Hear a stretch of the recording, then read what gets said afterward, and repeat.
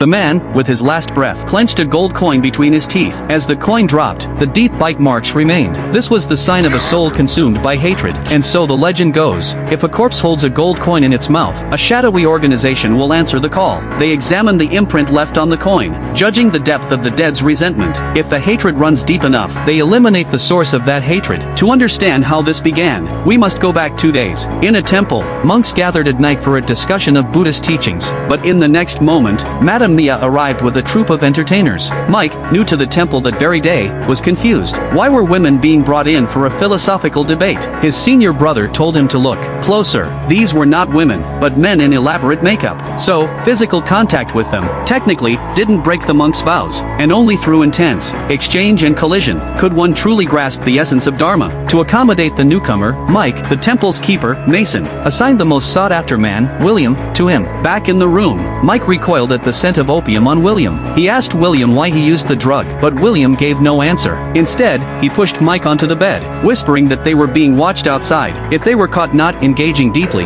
Mike would be forced to become one of the entertainers himself. Hearing the commotion from the room, the eavesdropper outside left, satisfied. Later, Madame Mia and her crew discussed their progress. Their plan was to hook Mike on opium, then transform him into one of their disguised performers. After a night with William, Mike learned his story. He decided to help William escape this hell. His plan was for William to take refuge in the Buddha, believing the Buddha forgives all sinners. The next day, after Mike and the others left, William and the others reached for their opium pipes. Their compliance with the monk's desires was solely driven by their addiction. Fortunately, William's addiction was still shallow. He fought against the opium's grip every day, but this resistance raised Mia's suspicion. She questioned William about his talk with Mike. When William refused to talk, Mia forced a syringe of opium into his vein. She was sure Mike would return. Sure enough, days later, Mike came back for William, but William was a different man now. Consumed by his craving for opium, he willingly served the monk's pleasures. Yet, he couldn't bear to see Mike share his fate. So, he chose death, biting a gold coin with all his hatred. From then on, Mike lost his way.